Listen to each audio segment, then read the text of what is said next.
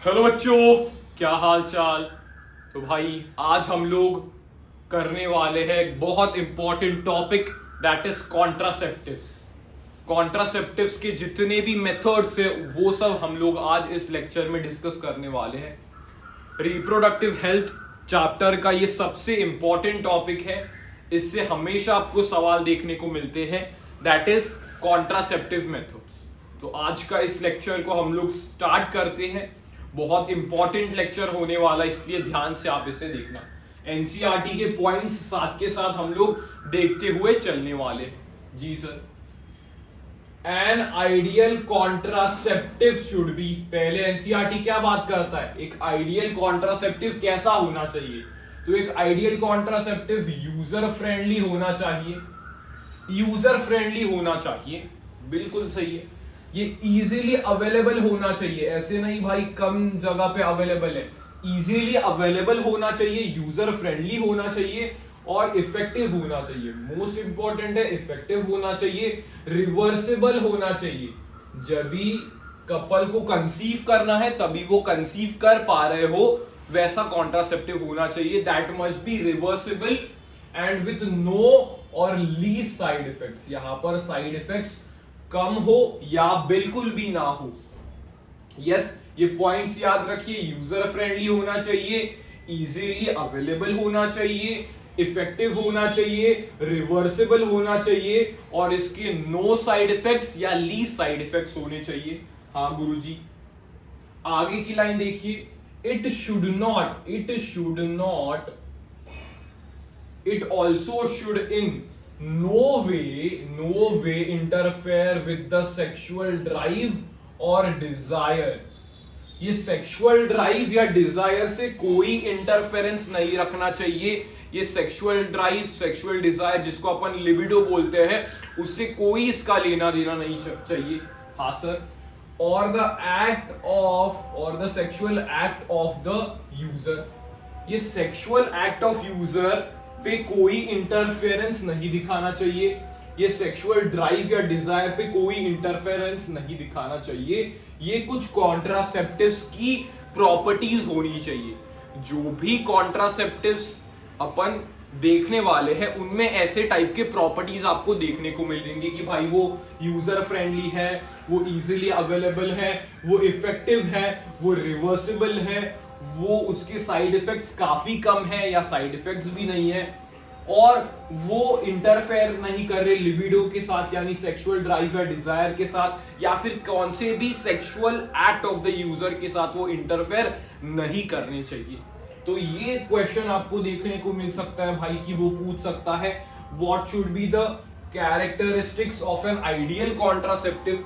एक ideal contraceptive कैसा होना चाहिए। तो बिल्कुल आप ये एनसीईआरटी की लाइन एज इट इज दिमाग में रख सकते हो। यस सर, आगे बढ़े। यहां तक क्लियर है, यहां तक क्लियर है सारे बच्चों को। ये देख लो एक बार आप, आपको आइडियल कॉन्ट्रासेप्टिव कैसा होना चाहिए उस पर क्लियरेंस आ गई है। हाँ सर, हमें आ गई है। फिर एनसीईआरटी कहता है wide range of contraceptive methods हमारे पास होते हैं जो अवेलेबल है, उनको हमने ब्रॉडली कुछ कैटेगरीज में रखा है। बहुत कॉन्ट्रासेप्टिव हमारे पास अवेलेबल है, उसको हमने ब्रॉडली कुछ कैटेगरीज में रखा है। वो कैटेगरीज क्या देख लेते हैं। पहले तो है नेचुरल या ट्रेडिशनल, नेचुरल या ट्रेडिशनल। दूसरा है बैरियर। तीसरा है आईयूडी। आईयूडी का फुल फॉर्म क्या है, इंट्रा यूट्रीन डिवाइसेस। ये यूट्रस में फिट किए जाते हैं फीमेल्स के। ओरल कॉन्ट्रासेप्टिव्स जो फीमेल्स ओरली कंज्यूम करते हैं।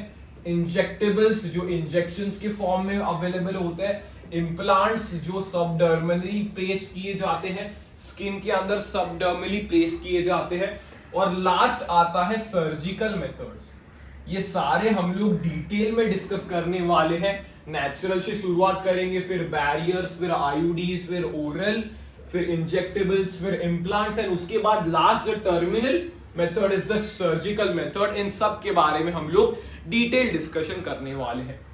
पहले आप कुछ फोटो देख लीजिए सर, फोटो से आपको चीजें समझ में आ जाएगी कुछ फोटो से। ये कॉन्डम का ऐसा फोटो आपको दिखाया गया है, this is the male condom. And this is the female condom. इसके बारे में हम लोग डिटेल में स्टडी करने वाले हैं। ये पिल आपको दिखाया गया है, पिल्स भी हम लोग पढ़ने वाले हैं। हार्मोनल रिंग दिखाई गई है, हार्मोनल रिंग दिखाई गई है। ये आईयूडीज दिखाए गए हैं, आईयूडीज दिखाए गए हैं, यूआईडी भी बोल सकते हैं, आईयूडीज भी बोल सकते हैं, इंट्रायूट्रीन डिवाइसेस दिखाए गए। ये इंजेक्शन दिखाए गए, हार्मोनल इंजेक्शन ये दिखाए गए हैं। Yes sir. ये सर्जिकल स्टेरलाइजेशन टेक्निक्स दिखाए गए हैं जो टर्मिनल मेथड्स में हम लोग पढ़ेंगे। इम्प्लांट्स मैंने जो बोला सबडर्मली प्लेस्ड करते हैं, इम्प्लांट्स दिखाए गए हैं। कुछ नेचुरल मेथड्स भी यहाँ पर फोटो के फॉर्म में दिखाया गया है। कॉइटस इंटरप्टस पढ़ेंगे बेटा, सब कुछ हम लोग पढ़ने वाले सेशन में। कैलेंडर मेथड या पीरियोडिक एब्स्टिनेंस इसे बोला जाता है, उसके बारे में भी पढ़ेंगे। पैच यहाँ पे दिया गया है, डायफ्राम, वॉल्ट, सर्वाइकल कैप्स, इन सब के बारे में हम लोग पढ़ने वाले हैं। तो बेसिक इस इंट्रोडक्शन में हमने ये चीजें पढ़े कि भाई एक आइडियल कॉन्ट्रासेप्टिव कैसा होना चाहिए, एक आइडियल कॉन्ट्रासेप्टिव कैसा होना चाहिए, क्या क्या उसके कैरेक्टरिस्टिक्स होने चाहिए, और कौन कौन से ब्रॉड चीजों पे हमने इन्हें ग्रुप किया है। कॉन्ट्रासेप्टिव मेथड्स को हमने कौन कौन से ब्रॉड चीजों के बेसिस पे ग्रुप किया है उसके बारे में हमने समझा। ठीक है, यहां तक क्लियर है सारे बच्चों को? यस सर, क्लियर है। आगे बेटा हम लोग बढ़ते हैं। यहां पर थोड़ा मैं जूम कर लेता हूं यहां पर, ताकि आपको चीजें क्लियर हो जाए। यस, यहां पर देखिए, यहां पर देखिए नेचुरल मेथड। नेचुरल मेथड किस पे बात करता है? पहले हम लोग नेचुरल मेथड की बात करने वाले हैं। Natural method work on the principle of avoiding chances of ovum and sperm meeting. हम लोग chances of ovum and sperm meeting को अवॉइड करते हैं, क्योंकि हमें कंसेप्ट मालूम है सर, ओवम और स्पर्म अगर एक साथ एक ही जगह पे पाए गए तो हमारे पास फर्टिलाइजेशन का कॉन्सेप्ट हो सकता है, जो हमने पिछले चैप्टर में पढ़ा है। हाँ सर। तो हम लोग क्या करते हैं? Works on the principle of avoiding chances of ovum and sperm meeting. Chances of ovum and sperm meeting को हमें कैसे भी करके अवॉइड करना है। उसमें पहले हम लोग किसकी बात करते हैं बेटा? पहले हम लोग बात करते हैं पीरियोडिक एब्स्टिनेंस की। पीरियोडिक एब्स्टिनेंस, तो पीरियोडिक एब्स्टिनेंस एनसीईआरटी क्या कहता है? Periodic abstinence is one such method in which the couple abstains or avoids coitus from day 10 to day 17th of the menstrual cycle. यहां पर क्या लिखा? पीरियोडिक एब्स्टिनेंस एक ऐसी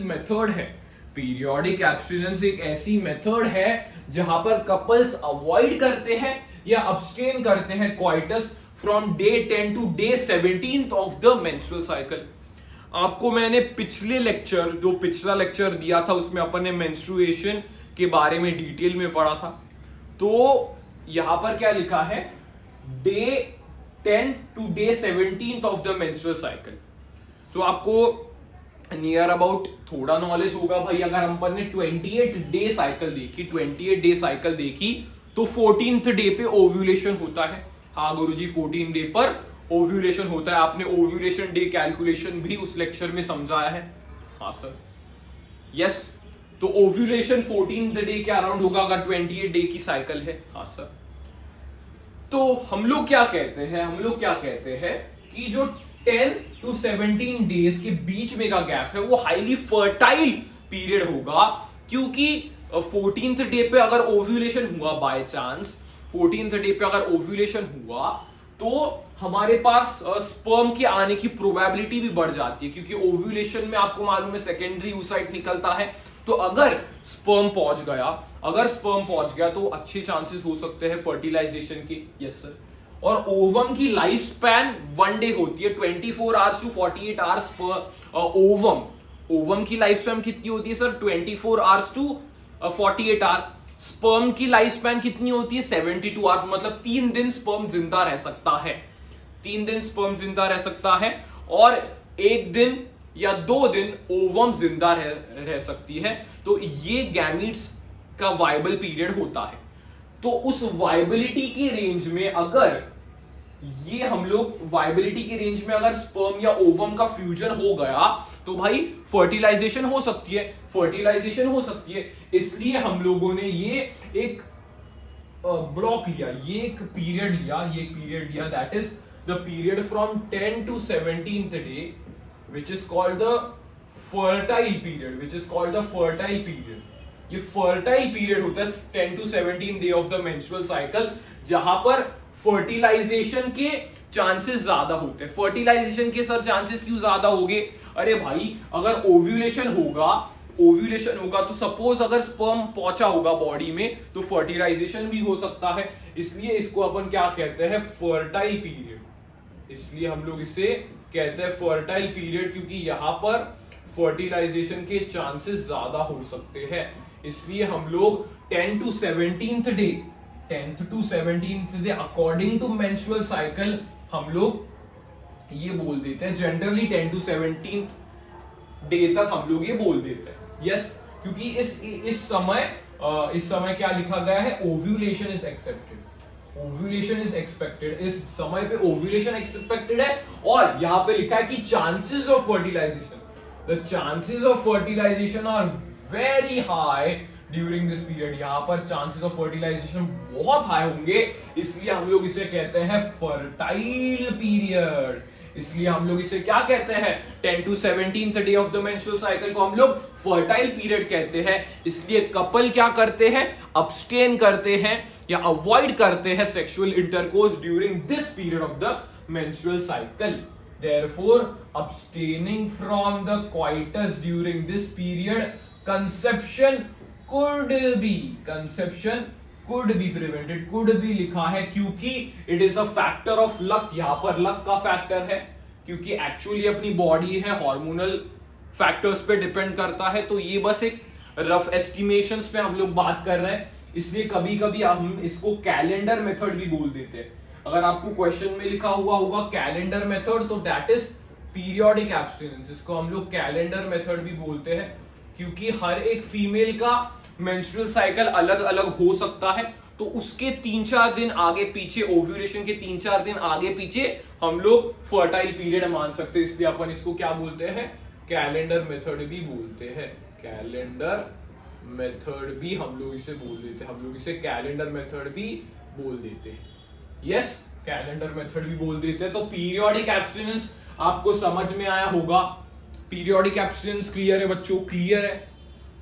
पीरियोडिक एब्स्टिनेंस क्लियर है? Yes.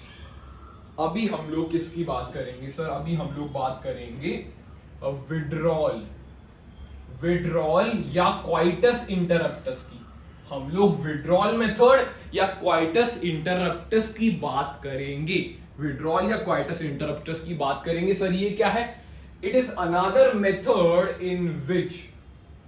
in which the male partner withdraws his penis from the vagina just before ejaculation so as to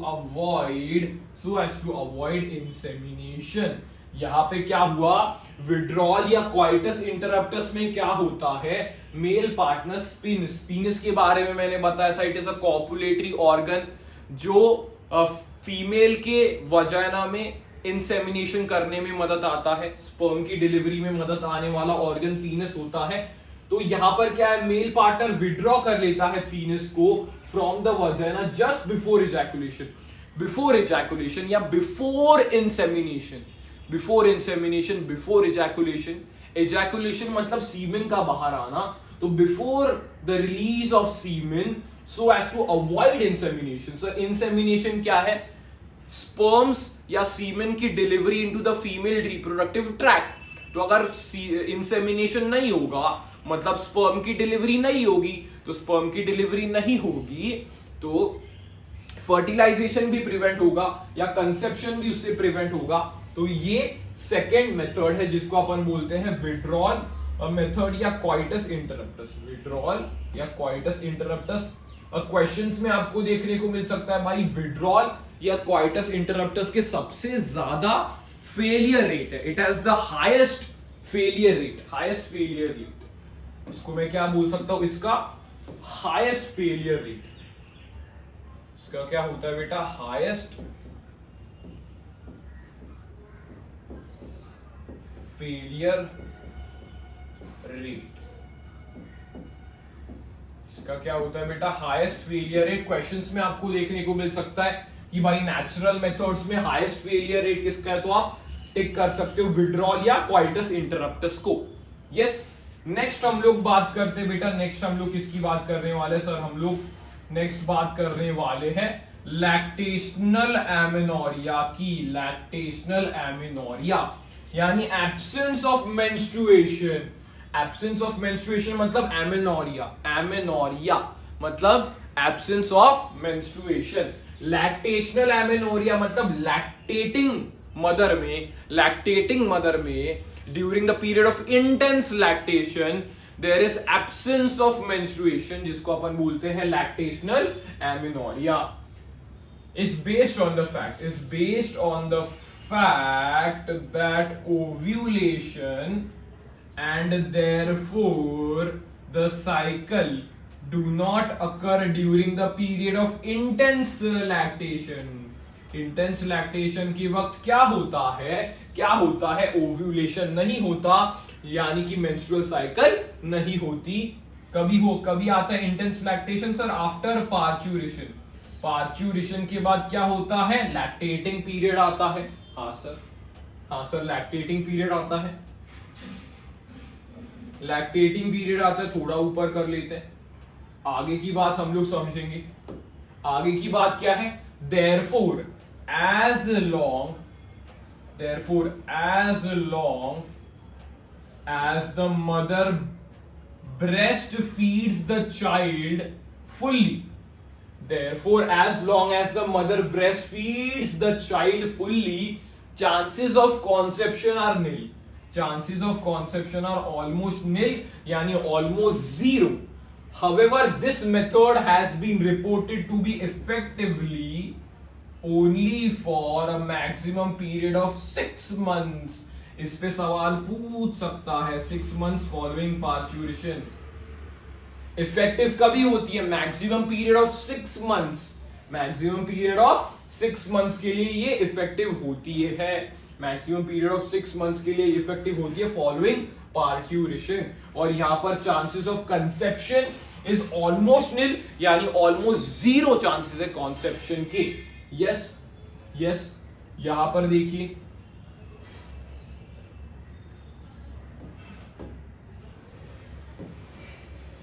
देखिए, इसकी क्या बात की गई है? As no medicine or devices are used in these method, natural methods जो हमने 3 पढ़े, that is periodic abstinence, coitus interruptus and lactational amenorrhea। इस पे क्या बात की है कि यहां पर मेडिसिन या डिवाइसेस की रिक्वायरमेंट नहीं है, तो साइड इफेक्ट्स ऑलमोस्ट निल है। कोई साइड इफेक्ट्स यहां पर नहीं है, लेकिन chances of failure are though where are also high। यहां पर chances of failure भी high है।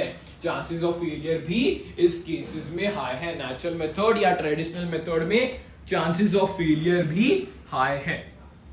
सर ये लैक्टेशनल एमेनोरिया का कंसेप्ट क्या है, ये हमें बताइए, ये कैसे हो रहा है ये हमें बताइए।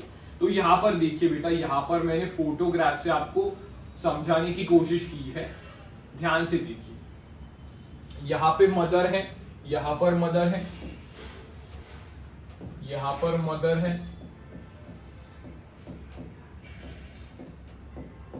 यहां पर ये बेबी है, यहां पर मदर है, यहां पर बेबी है।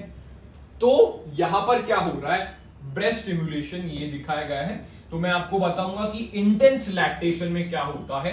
इंटेंस लैक्टेशन में प्रोलैक्टिन की मात्रा हाई होती है। प्रोलैक्टिन की मात्रा हाई होती है तो उससे क्या होता है? वो नेगेटिव फीडबैक देता है टू द जीएनआरएच, और अगर जीएनआरएच को नेगेटिव फीडबैक मिलता है सर, तो एफएसएच और एलएच को भी नेगेटिव फीडबैक मिलेगा, क्योंकि जीएनआरएच बॉस है। हाइपोथैलेमस में जो GnRH that is gonadotrophin releasing hormone है, वो बॉस है, वो इन दोनों की सिक्रीशंस को कंट्रोल करता है, एफएसएच और एलएच को।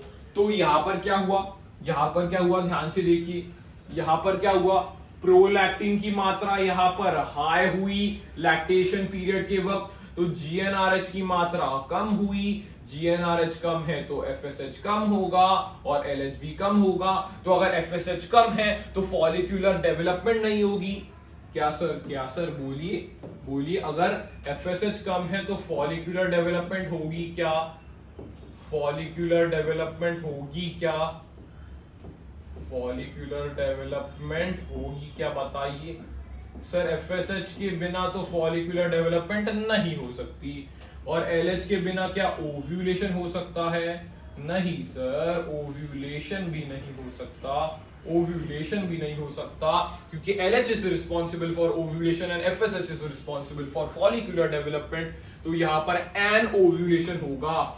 एन ओव्यूलेशन का मतलब क्या है बेटा? Anovulation means absence of ovulation, या no ovulation is called anovulation. अगर ओव्यूलेशन ही नहीं होगा तो बेटा फर्टिलाइजेशन कैसे होगा? अगर ओव्यूलेशन ही नहीं होगा तो बेटा फर्टिलाइजेशन कैसे होगा? तो this is the hormonal concept behind lactational amenorrhoea. ये लैक्टेशनल एमिनोरिया का हार्मोनल कंसेप्ट है, hormonal concept of lactational amenorrhea।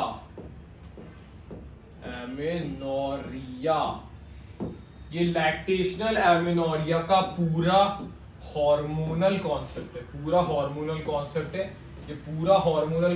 है, लैक्टेशनल एमिनोरिया का ये पूरा हार्मोनल कॉन्सेप्ट है। आई होप आपको समझ में आया होगा। एनसीईआरटी में दिया नहीं है, लेकिन ये कंसेप्ट बिल्डिंग के लिए बहुत इंपॉर्टेंट है सर। लैक्टेशनल एमिनोरिया आखिरकार हुआ कैसे, तो उसका ये रीजन आपको देखने को मिलेगा, क्लियर है बेटा?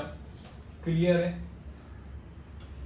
है यहां तक क्लियर है सारे बच्चों को? Yes sir. अभी हम लोग बात करने वाले हैं बैरियर मेथड्स के बारे में।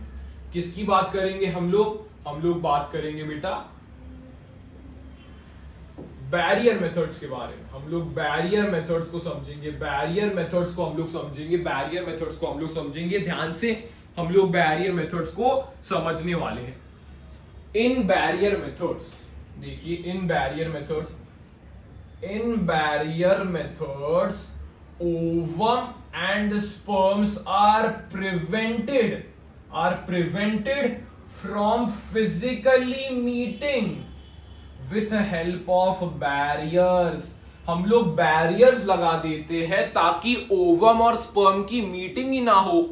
हम लोग क्या लगा देते हैं? हम लोग बैरियर्स लगा देते हैं ताकि स्पर्म और ओवम की मीटिंग ही ना हो। हाँ सर, बैरियर आप लोग लगा दीजिए। यस, ये मेथड्स मेल के लिए भी अवेलेबल है और ये मेथड फीमेल के लिए अवेलेबल है। ये मेल्स के लिए भी अवेलेबल मेथड है और फीमेल्स के लिए भी अवेलेबल मेथड है।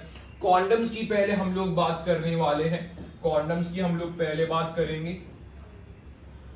कॉन्डम्स क्या है बेटा? ध्यान से एक एक चीज समझते हुए हम लोग चलेंगे। Are barriers made up of thin rubber और लैटेक्स शीट से ये बने हुए होते हैं, that are used to cover the penis. किसको कवर करते हैं सर? पीनिस को कवर करते हैं इन द मेल और the vagina and cervix in female. Male condom से हम लोग पीनस को कवर करेंगे और फीमेल कॉन्डम से हम लोग वजाइना और सर्विक्स को कवर करते हैं। बिल्कुल सही। जस्ट बिफोर द क्वाइटस के पहले, so that the ejaculated semen would not enter the female reproductive tract। ताकि जो ejaculated semen है during coitus will not enter or will be prevented from entering the female reproductive tract।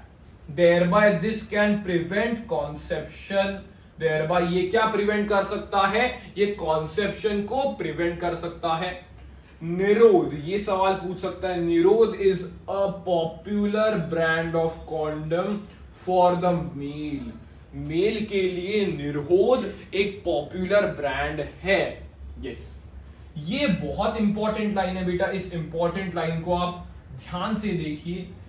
Use of condoms has increased in the recent years due to its additional benefits of protecting the user from contracting AIDS and STDs. STDs sexually transmitted diseases से भी ये बचाता है और in fact ads से भी बचाता है। सेक्सुअली ट्रांसमिटेड डिजीज क्या है सर, हम लोग पढ़ने वाले हैं नेक्स्ट लेक्चर में। Sexually transmitted disease are those disease which are transmitted by sexual intercourse। तो यहां पर क्या है, यहां पर क्या है, कॉन्डम्स क्या करते हैं, ये फिजिकल बैरियर की तरह काम करते हैं। तो इन केस में body fluid is not in contact, body fluid is not in contact, so STIs and AIDS will be prevented. क्योंकि एड्स फैलता कैसे, जब भी बॉडी फ्लूइड्स कॉन्टैक्ट में होते हैं। तो बॉडी फ्लूइड्स जब भी कांटेक्ट में ही नहीं होंगे तो एड्स नहीं फैलेगा।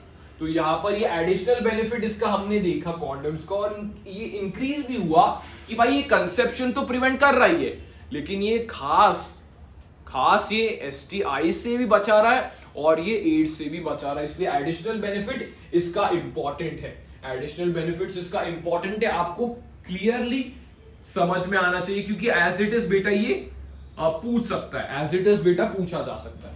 यस, यहां पर देखिए, both the male and female condoms are disposable and can be self inserted and thereby gives privacy to the user.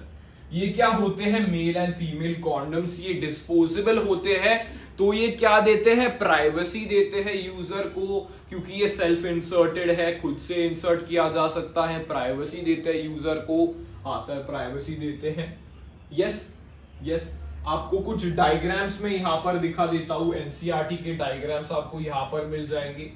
ये मेल कॉन्डम का आपको स्ट्रक्चर दिखाया गया है, तो आइडेंटिफिकेशन में पूछ सकता है, वो आइडेंटिफिकेशन में पूछ सकता है, ये वाला। और फीमेल कॉन्डम का यहां पर आपको स्ट्रक्चर दिखाया गया है, डायग्राम यहां पर दिखाया गया है। यस, ये किसको कवर करेगा सर, ये मेल पेनिस को कवर करेगा, और ये किसको कवर करता है, ये वजाइना एंड सर्विक्स को कवर करता है। बिल्कुल सही। यस सर, डायग्राम्स भी देख लिया आपने। हाँ सर, यहां पर चलते हैं बेटा हम लोग नेक्स्ट टॉपिक पे, दैट इज बैरियर मेथड्स में ही कॉन्डम्स के बाद हम लोग पढ़ते हैं next, that is diaphragm, cervical caps and vaults. Diaphragm, cervical caps and vaults, these are barrier methods which are used by the female, हम लोग female, which are used by the female, made up of rubber होते हैं, that are inserted into the female reproductive tract to cover the cervix। ये cervix को cover करते हैं during coitus।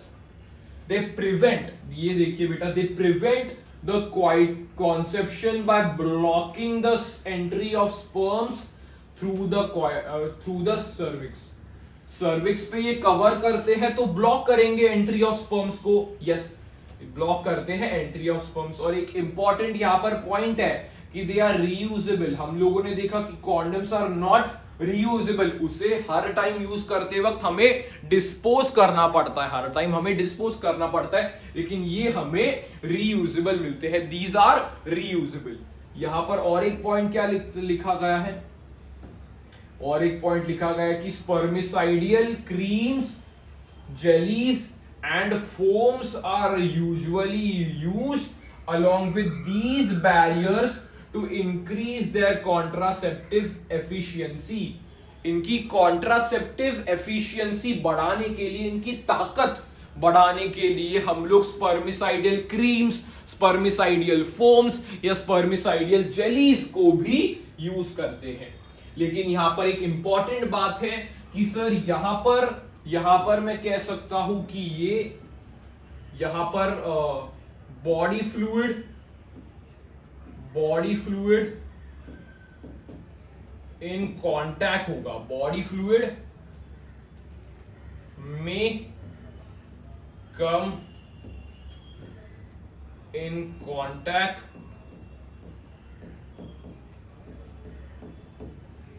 which can cause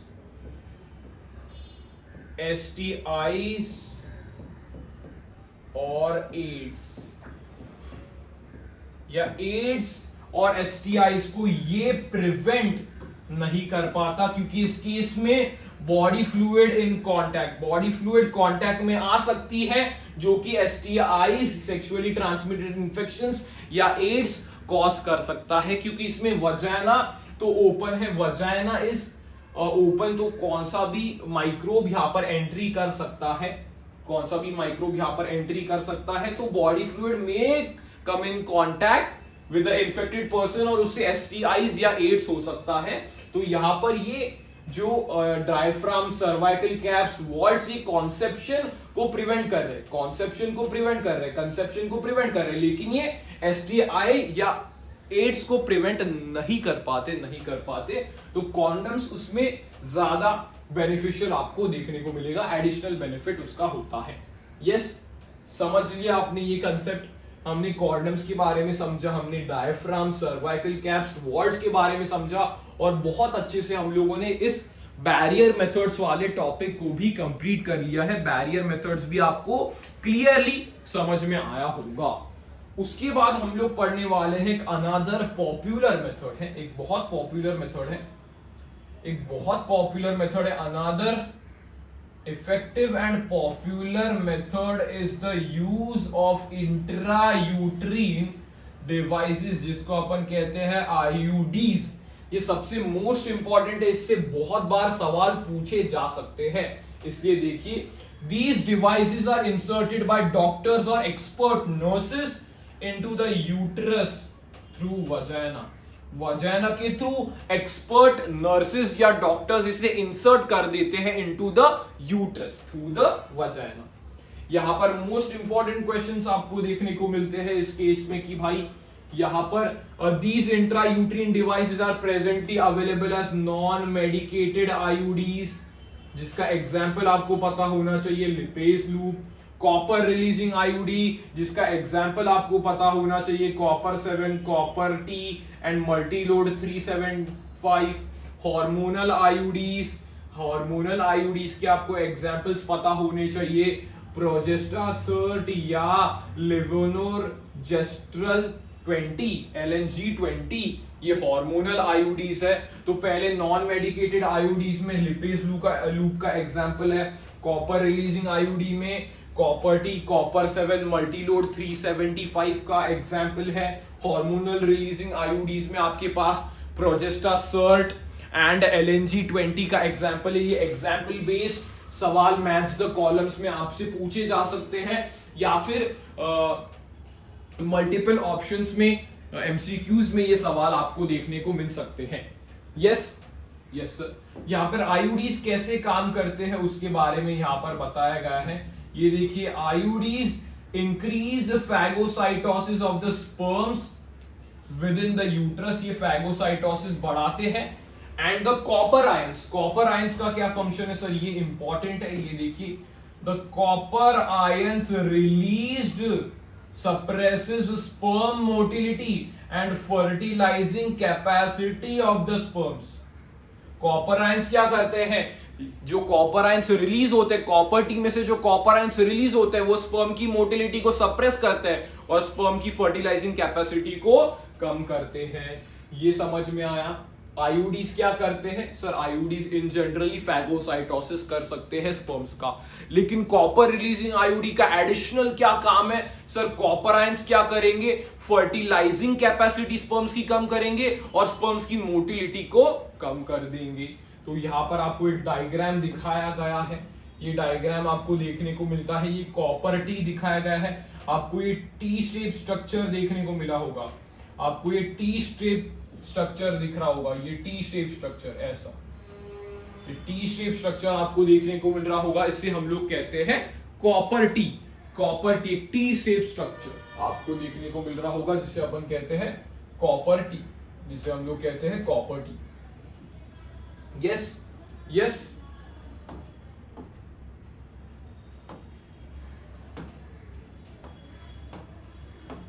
आगे क्या लिखा है बेटा? ये देखिए, ये देखिए, द हार्मोनल आयोडीज। हार्मोनल आयोडीज क्या करते हैं? हार्मोनल आयोडीज क्या करते हैं? आगे पेज पे समझेंगे हार्मोनल आयोडीज क्या करते हैं, आगे समझेंगे क्या करते हैं बेटा हार्मोनल आयोडीज। यहां पर देखिए क्या करते हैं हार्मोनल आयोडीज। हार्मोनल आयोडीज क्या करते हैं, ध्यान से देखिए। Hormonal iodines additionally makes the uterus unsuitable for implantation। ये यूट्रस को अनसूटेबल कर लेते हैं इम्प्लांटेशन के लिए, एंड सर्विक्स को हॉस्टाइल बनाते हैं स्पर्म्स के लिए। सर्विक्स को हॉस्टाइल बनाते हैं, सर्विक्स का एनवायरनमेंट अच्छा नहीं करते, वो स्पर्म्स के लिए ब्लॉकेज क्रिएट करते हैं, म्यूकस जमा कर देते हैं सर्विक्स में ताकि स्पर्म की एंट्री ना हो पाए। तो उन्होंने क्या किया? यूट्रस को अनअवेलेबल किया क्योंकि इंप्लांटेशन नहीं करवानी, और सर्विक्स को हॉस्टाइल बना दिया ताकि स्पर्म्स की एंट्री ना हो पाए। यस, समझ में आया? हाँ सर, समझ में आया। नेक्स्ट हम लोग बात करने वाले हैं IUDs are ideal contraceptive. Important line है, for the females who want to delay pregnancy and for those who want to give space between the children। जो डिले करना चाहते हैं प्रेगनेंसी को या फिर स्पेस देना चाहते हैं चिल्ड्रंस के बीच में, तो it is one of the most widely accepted methods for contraception in India. India में ये most widely accepted contraceptive method है, दैट इज आईयूडीज। तो आईयूडीज हमने स्टडी किया। आईयूडीज में आपको 3 टाइप के आईयूडीज पता होने चाहिए, that is non medicated IUDs, copper releasing IUDs and hormonal IUDs. इनके क्या क्या फंक्शन है, कैसे कैसे ये काम करते हैं, वो सारे चीजें आपको पता होनी चाहिए, वो सारे चीजें आपको पता होनी चाहिए।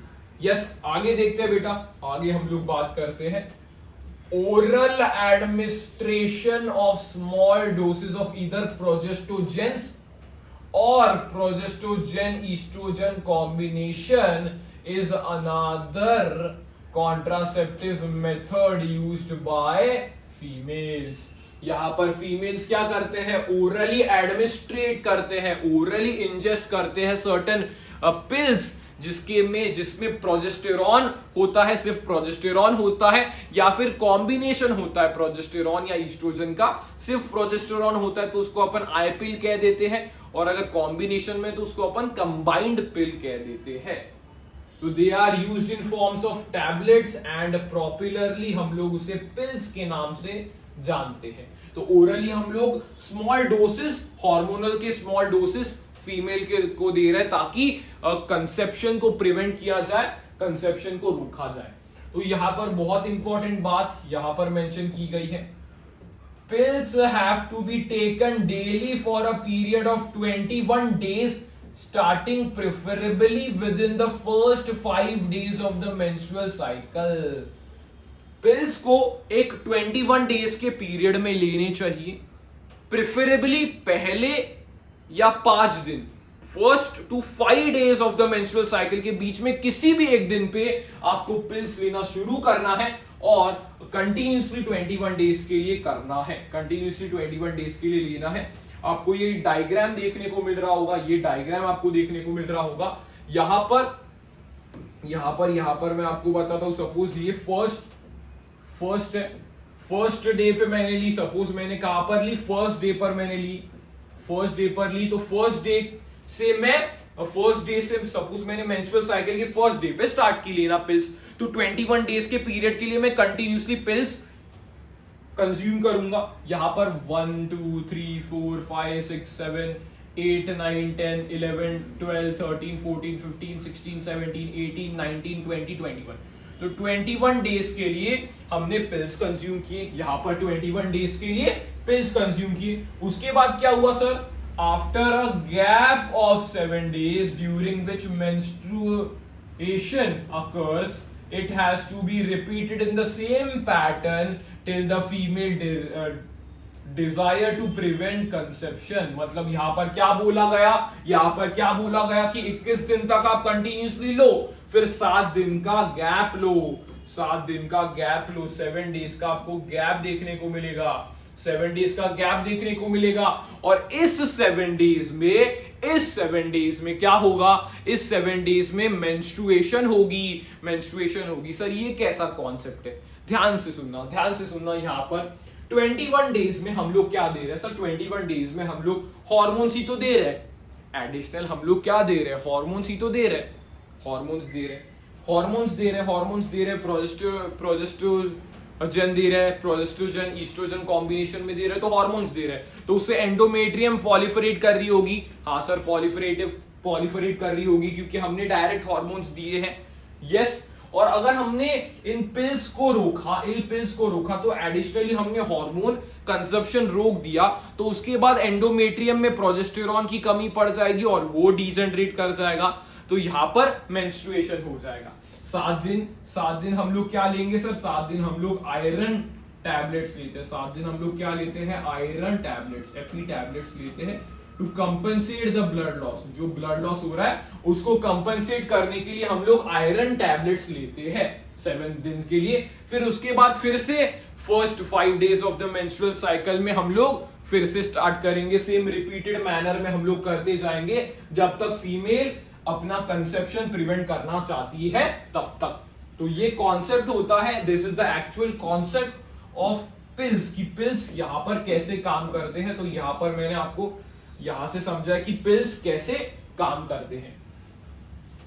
यस, यहां पर एनसीईआरटी भी लिखता है कि they inhibit ovulation and implantation as well as alter the quality of cervical mucus to prevent or retard the entry of sperm। ये क्या करते हैं सर, ये ओव्यूलेशन को रोकते हैं, ये इम्प्लांटेशन को रोकते हैं और सर्वाइकल म्यूकस की क्वालिटी को ऑल्टर करते हैं ताकि स्पर्म को रिटार्ड करें या स्पर्म की एंट्री को हम लोग प्रिवेंट करें। Pills are very effective with less side effects और well accepted by the females। इसके साइड इफेक्ट्स कम होते हैं लेकिन साइड इफेक्ट्स हो सकते हैं क्योंकि भाई हम लोग एडिशनली हॉर्मोन्स खा रहे हैं, तो हार्मोनल इम्बैलेंस कुछ हो सकता है जिससे साइड इफेक्ट्स आते हैं, लेकिन ये काफी कम हो सकते हैं, काफी कम साइड इफेक्ट्स होते हैं और फीमेल्स इसे अच्छे से एक्सेप्ट कर रही है, अच्छी से एक्सेप्ट कर रही है, are well accepted by the females. यहां पर दूसरी क्या बात है सर, ये वाली बात थोड़ी इंपॉर्टेंट है, ये वाली बात इंपॉर्टेंट है। Saheli, the new oral contraceptive for the female contains a non steroidal preparation. Saheli, the new oral contraceptive for the female contains a non steroidal preparation. यहां पर स्टेरॉइड्स ही नहीं है, यहां पर हॉर्मोन्स का यूज ही नहीं किया।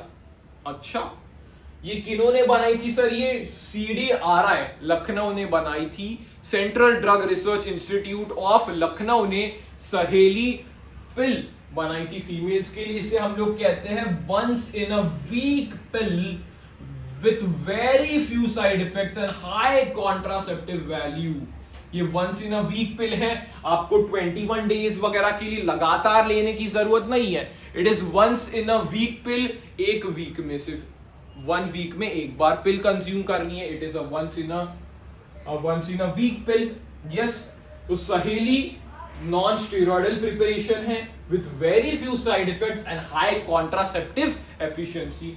सर ये सहेली के बारे में हमें कुछ चीजें बताइए। तो ये सहेली आपको ऐसे देखने को मिलेगी, ऐसे टैबलेट्स के फॉर्म में आपको सहेली देखने को मिलेगी, ऐसे टैबलेट्स के फॉर्म में आपको सहेली देखने को मिलेगी। यहां पर इसको अपन बोलते हैं सेंट क्रोमेन टैबलेट्स, सेंट क्रोमेन टैबलेट। यहां पर केमिकल कौन सा यूज होता है कॉम्पोजिशन में, centchroman, and this is non steroidal, क्योंकि यहां पर कोई स्टेरॉइड्स यूज नहीं किए जाते।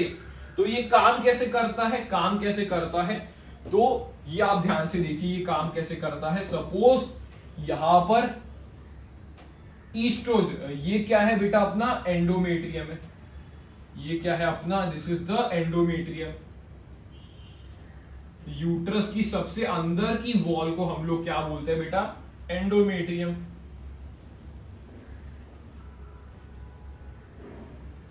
यस,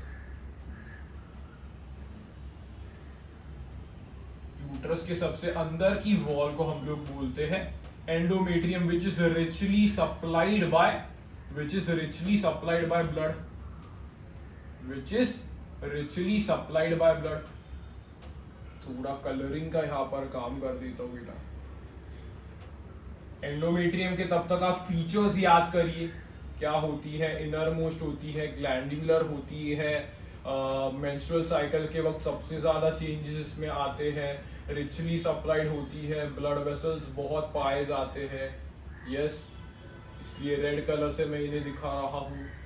यस सर, यहां पर क्या होता है, यहां पर क्या होता है, यहां पर रिसेप्टर्स पाए जाते हैं, रिसेप्टर्स पाए जाते हैं, इस पे कुछ रिसेप्टर्स पाए जाते हैं, इस पे कुछ रिसेप्टर्स पाए जाते हैं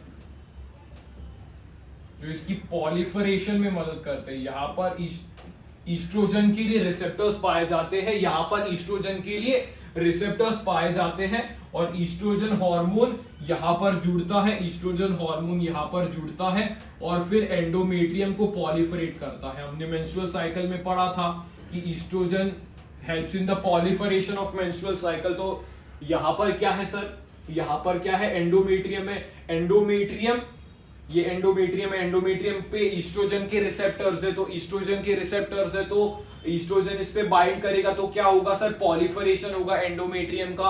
हाँ सर, लेकिन ये क्या है बेटा, ये सहेली क्या है जिससे अपन कहते हैं SERM, ये क्या है, सिलेक्टिव, ये क्या है, सिलेक्टिव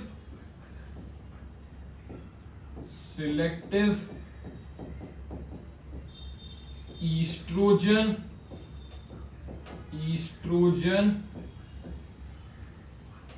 रिसेप्टर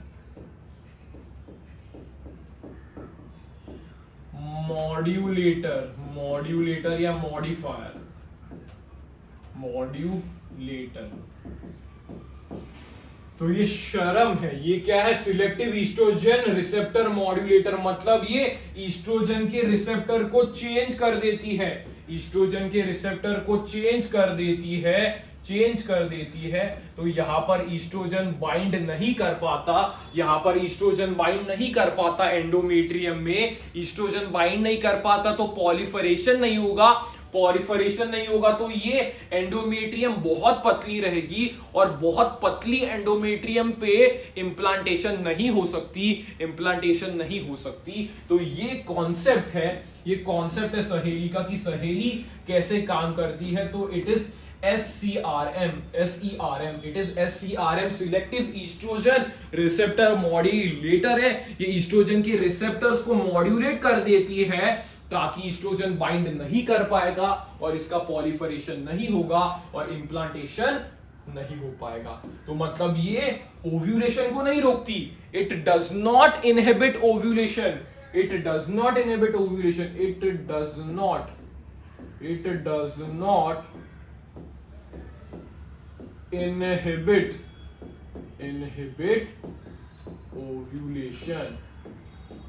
ये ओव्यूलेशन को इनहिबिट नहीं करती, ये एक्चुअली SERM है, ये इसका फंक्शन है।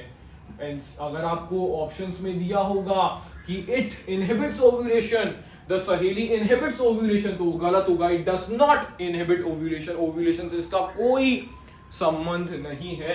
तो this is the concept of सहेली। आप इसको अच्छे से आपके टेक्स्ट बुक में कोने में लिख सकते हो, ताकि अगर अच्छा सवाल आएगा तो आप उसको आंसर कर पाओगे। Yes yes sir. यहां पर देखिए, यहां पर नेक्स्ट हम लोग बात करने वाले हैं सर किसकी, हम लोग नेक्स्ट बात करने वाले हैं किसकी, प्रोजेस्ट्रोजेन अलोन और in combination with oestrogen also can be used by females as injections or implants under the skin। implants under the skin, जैसे यहां पर बर्थ कंट्रोल इम्प्लांट यहां पर फीमेल ने अपर आर्म में यहां पर इंसर्ट किया है, यहां पर इंसर्ट किया है, यहां पर इंसर्ट किया है, यहां पर इंसर्ट किया है, यहां पर सबडर्मली इम्प्लांट को इंसर्ट किया है, अपर आर्म में सबडर्मली इम्प्लांट को अंडर द स्किन रखा है। तो ये कैसे काम करेगा सर, यहां से ये हार्मोन्स रिलीज करेगा, यहां से ये हार्मोन्स रिलीज करेगा। मतलब ये एग्जैक्टली क्या है, the mode of action is similar to that of pills and their effective periods are much longer. इनकी इफेक्टिव पीरियड मच लॉन्गर होती है, अप टू 5 years तक ये इफेक्टिव हो सकते हैं। मोड ऑफ एक्शन इनका सेम ही है, मोड ऑफ एक्शन वैसा ही है जैसा पिल्स का हमने मोड ऑफ एक्शन देखा था। ये सब जो पिल्स का अपन ने एक्सेप्ट सहेली जो पिल्स का अपन ने मोड ऑफ एक्शन देखा था, वही सेम मोड ऑफ एक्शन इनका होता है, वही सेम मोड ऑफ एक्शन इनका होता है। Yes sir, yes sir. यहां पर देखिए, administration of progestogen or progestogen estrogen combination or IUDs within 72 hours of coitus have been found to be very effective as emergency contraceptives, as they could be used to avoid possible pregnancy due to rape or casual unprotected intercourse।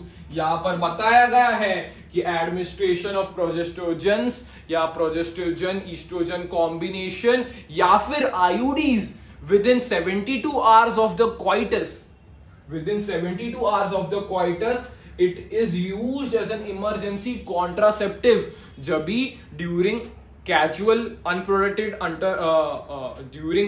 Unprotected intercourse के वक्त या फिर during rape cases के वक्त। तो इसे हम लोग बोलते हैं इमरजेंसी कॉन्ट्रासेप्टिव्स। इसे हम लोग क्या बोलते हैं, इमरजेंसी कॉन्ट्रासेप्टिव्स बोलते हैं। तो इसे इमरजेंसी कॉन्ट्रासेप्टिव्स हम लोग बोलते हैं, इमरजेंसी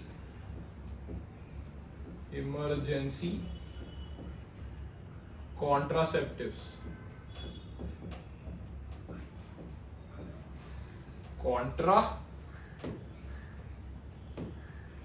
कॉन्ट्रासेप्टिव्स, इमरजेंसी कॉन्ट्रासेप्टिव्स। इसे क्या बोलते हैं बेटा, इमरजेंसी कॉन्ट्रासेप्टिव्स बोलते हैं। यहां तक हमने बहुत चीजें कवर कर दिए हैं। हमने आईयूडीज खत्म कर दिया है। पहले हमने किससे स्टार्ट किया, सर नेचुरल एंड ट्रेडिशनल से स्टार्ट किया। फिर उसके बाद किससे स्टार्ट किया, बैरियर मेथड से। फिर उसके बाद आईयूडी से। फिर उसके बाद पिल्स पे गए। फिर उसके बाद सहेली के बारे में समझा। फिर उसके बाद इम्प्लांट्स एंड इंजेक्टेबल्स पे गए। फिर उसके बाद इमरजेंसी कॉन्ट्रासेप्टिव्स के बारे में हमने समझा। Last that is terminal method, surgical method also called sterilization are generally advised for the male or female partner as the terminal method to prevent any more conception।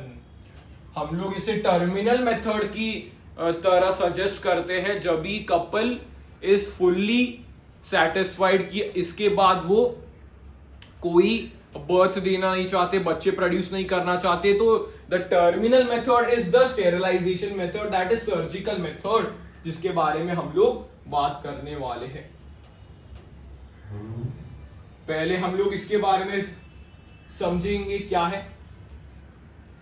Pregnancies को satisfied है तो हम लोग नेक्स्ट करते हैं क्या है, surgical method. Surgical intervention blocks gamete transport and thereby prevent conception. ये गैमीट ट्रांसपोर्ट को ही ब्लॉक कर देता है. It blocks the gamete transport and prevents conception. यहां पर हमने क्या देखा है, ये देखिए, sterilization procedure in males is called vasectomy and that in females is called tubectomy. Males में से बोलते हैं वासेक्टोमी, फीमेल्स में से बोलते हैं tubectomy. In vasectomy, a small part of the vas deferens is removed or tied up through a small incision on the scrotum. Vasectomy में क्या किया, स्मॉल पोर्शन वास डिफरेंस का कट किया और उसको ऊपर टाई किया from a surgical incision from the scrotum, जैसे यहां पर दिखाया गया है. यहां पर दिखाया गया है, ये वास डिफरेंस दिखाया गया है, ये वास डिफरेंस दिखाया गया है. Vas deferens tied and cut किया, टाइड किया और ऊपर टाई कर दिया. तो यहां से क्या होगा, ट्रांसपोर्ट ऑफ स्पर्म को रोका जाएगा, स्पर्म्स नहीं आएंगे, स्पर्म्स के ट्रांसपोर्ट को रोका जाएगा. तो यहां पर जो इजैकुलेशन होगा उसमें क्या देखने को मिलेगा, semen with no sperm. Semen तो होगा, इजैकुलेट तो करेगा, लेकिन that will be semen without any sperms.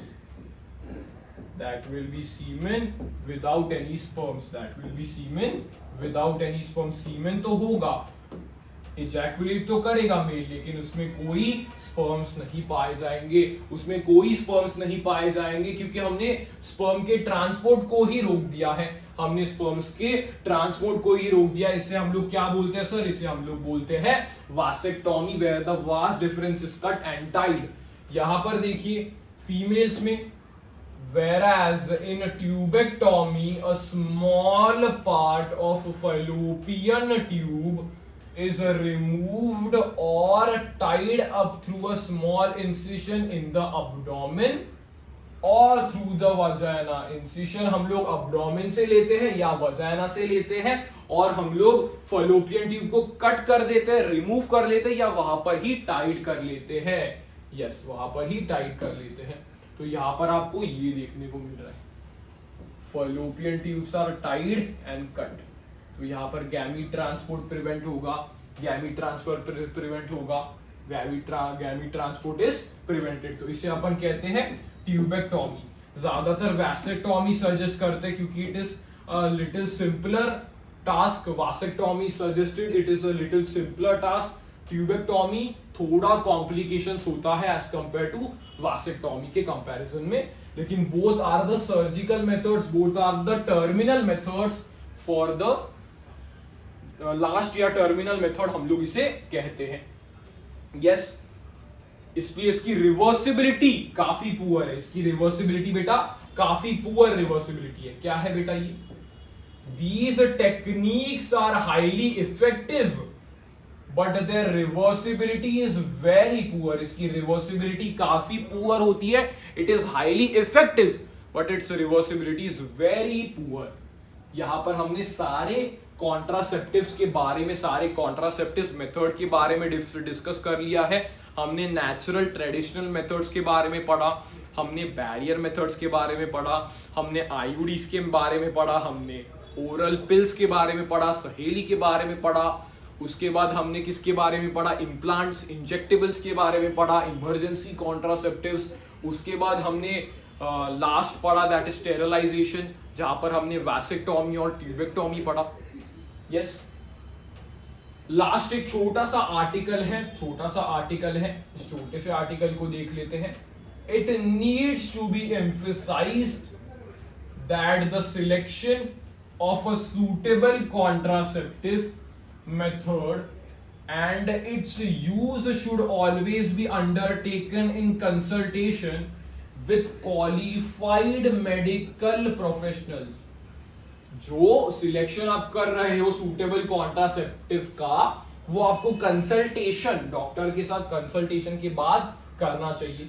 और ये एक इंपॉर्टेंट लाइन है कि one must also remember that contraceptive are not regular requirements for the maintenance of reproductive health. They are not the regular requirements for maintaining reproductive health. कि ऐसा नहीं है कि इनके बिना आप reproductively healthy नहीं रह पाओगे, ऐसा कुछ नहीं है.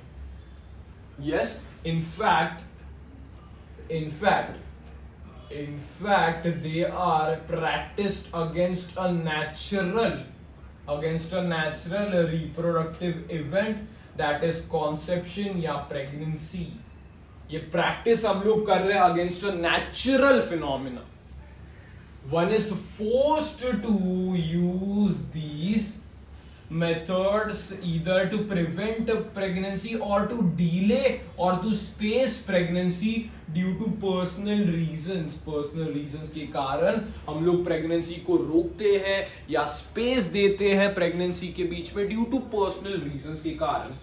No doubt, the widespread use of these methods have significant role in checking the uncontrolled growth of the population. Uncontrolled growth पे no doubt इन्होंने लगाम लगाई है. However, इसके ill effects आपको कुछ देखने को मिल सकते हैं जो कॉमन तो नहीं है लेकिन हो सकते हैं, जैसे nausea, abdominal pain, breakthrough bleeding. Menstrual cycle के बीच में ब्लीडिंग देखने को मिल रही है, इरेगुलर मेंस्ट्रुअल साइकिल देखने को मिल रही है, और breast cancer. Even breast cancer though not very significant but should not be totally ignored. ये इतने सिग्निफिकेंट नहीं होते लेकिन इल इफेक्ट इसके टोटली आप इग्नोर नहीं कर सकते. तो ये अपना पहला मेन इंपॉर्टेंट खत्म होता है, दैट इज कॉन्ट्रासेप्टिव मेथड्स के बारे में. हमने सारे कॉन्ट्रासेप्टिव्स डिटेल में स्टडी किया. पहले हमने क्या टॉपिक उठाया सर, हमने आइडियल कॉन्ट्रासेप्टिव के क्या क्या कैरेक्टरिस्टिक्स थे उसके बारे में मैंने बताया. आइडियल कॉन्ट्रासेप्टिव कैसा होना चाहिए उसके सारे आपको याद करने पड़ेंगे. कुछ डायग्राम्स मैंने आपको दिखाया. फिर ब्रॉडली अपन ने क्लासिफाई किया कि नेचुरल में periodic abstinence, coitus interruptus, lactational amenorrhoea, उन तीनों के क्या कंसेप्ट है. फिर बैरियर मेथड में कॉन्डम्स के बाद डायफ्राम वॉल्स, सर्वाइकल कैप्स, उसके बारे में डिस्कस किया. आईयूडीज में non medicated IUDs, lipase loop, copper releasing IUDs, copper T, copper 7, Multiload 375, hormonal IUDs, progesterone, LNG-20, उसके बारे में डिस्कस किया. फिर उसके बाद अपन कौन से टॉपिक पे गए सर, हम लोग पिल्स वाले टॉपिक पे गए. तो पिल्स में अपन ने बात की कि पिल्स का कैसा प्रोसीजर होना चाहिए, क्या क्या वो चेंजेस कॉज करते हैं. फिर हमने सहेली के बारे में पढ़ा कि it is a non steroidal preparation created by CDRI Lucknow. ये SERM है, सिलेक्टिव ईस्ट्रोजन रिस्पॉन्स मॉडिफायर या मॉड्यूलेटर. ये ईस्ट्रोजन रिसेप्टर्स को एंडोमेट्रियम से मॉडिफाई कर लेता है तो एंडोमेट्रियम ग्रो नहीं कर पाती और इम्प्लांटेशन नहीं होता. मैंने बोला कि सहेली ओव्यूलेशन को इनहिबिट नहीं करती, सहेली का ओव्यूलेशन से कोई संबंध नहीं होता. फिर उसके बाद इम्प्लांट्स एंड इंजेक्टेबल्स और इम्प्लांट्स के बारे में हमने पढ़ा. सेम इनका पिल्स की तरह एक्शन है, बस ये लॉन्गर टाइम के लिए ले सकते हैं. 5 इयर्स का इनका इफेक्टिव पीरियड होता है. उसके बाद हमने इमरजेंसी कॉन्ट्रासेप्टिव्स के बारे में बात की जो with in 72 hours of the sexual intercourse में ये देने चाहिए in case of casual unprotected sexual intercourse या फिर रेप्स की वजह से. फिर उसके बाद अपन ने लास्ट मेथड स्टेरिलाइजेशन पढ़ा, वैसेक्टॉमी पढ़ा, ट्यूबेक्टॉमी पढ़ा, और लास्ट में हम लोगों ने बोला कि भाई ये कोई एज सच मेंटेनेंस के लिए नॉट अ रेगुलर रिक्वायरमेंट है, मेंटेनेंस ऑफ रिप्रोडक्टिव हेल्थ, लेकिन लोग फोर्स हो जाते हैं क्योंकि उन्हें प्रेगनेंसी को रोकना पड़ता है या स्पेस देना पड़ता है ड्यू टू पर्सनल रीजंस के कारण. और इसके कुछ आपको इल इफेक्ट्स देखने को मिल सकते हैं जो कि वेरी सिग्निफिकेंट नहीं है, जो काफी सिग्निफिकेंट नहीं है, लेकिन इसको टोटली इग्नोर नहीं कर सकते. तो आज के लिए बस इतना ही. हमने पूरा कॉन्ट्रासेप्टिव डिटेल में पढ़ा है. आपका अटेंड करने के लिए thank you.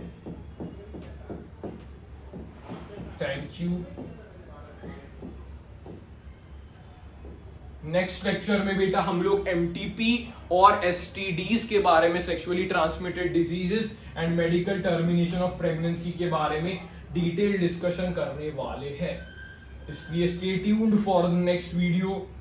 We will meet in the next video. तब तक के लिए keep learning, keep watching. Okay bye.